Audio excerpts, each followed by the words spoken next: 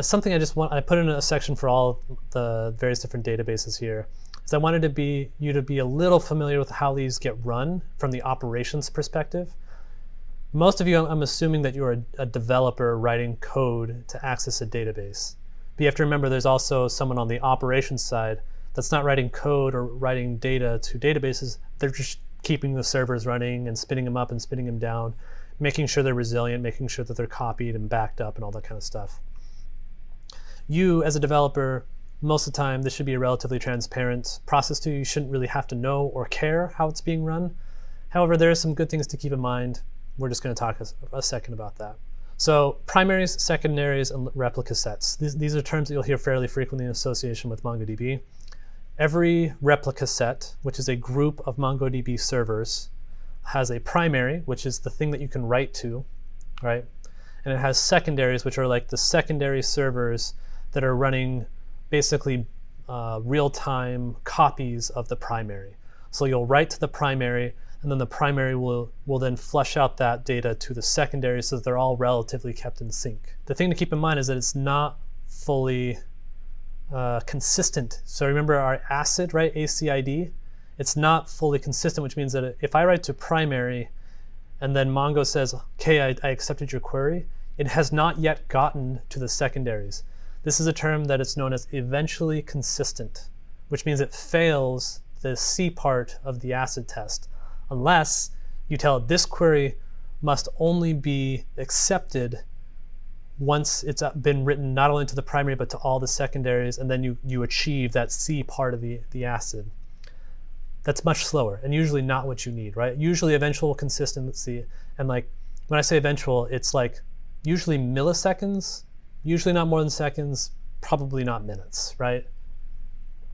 It just depends on how overloaded your servers are, how busy they are, blah, blah, blah, all those kind of things. But that's the point here, is that you have primaries. You can only write to the primary. That's a big key here. Only the primary will accept writes. You can read from secondaries, right? Because the secondaries are just eventually consistent copies of the primary.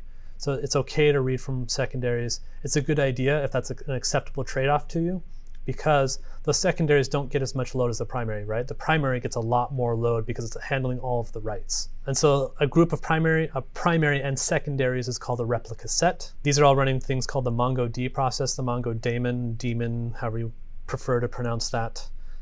And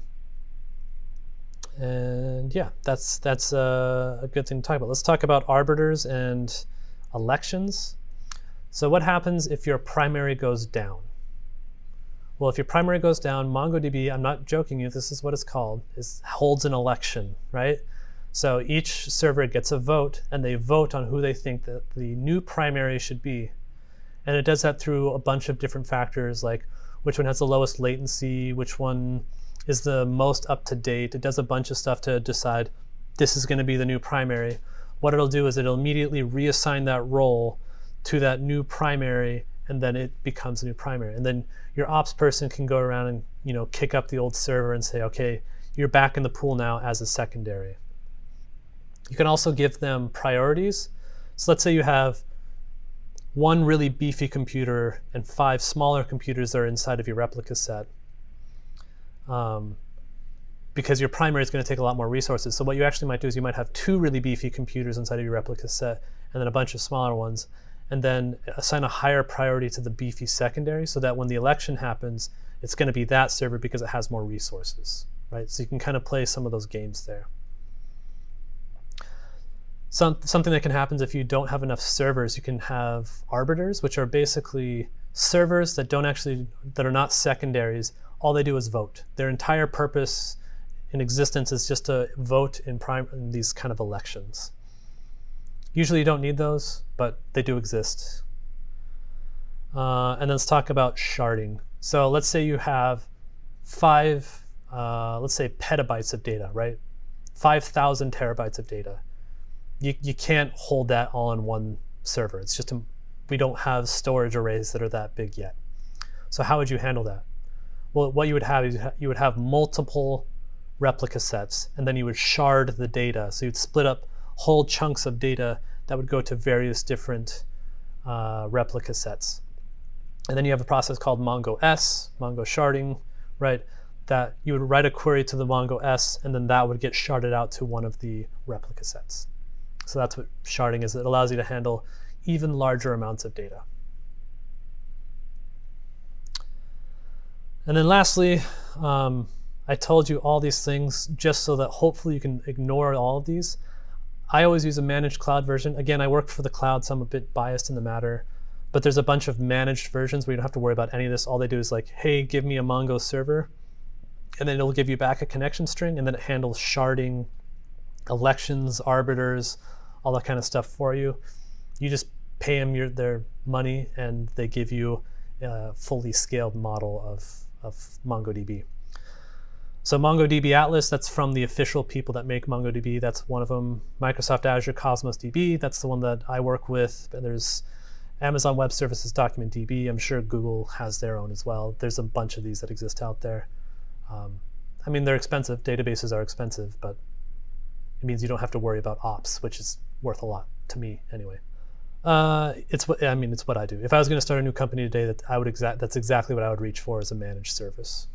Oh, the last thing I was going to say is like you can write to like Document DB and Cosmos DB as if they were MongoDB. They are totally compatible with the Mongo API, despite the fact that they're not actually running Mongo.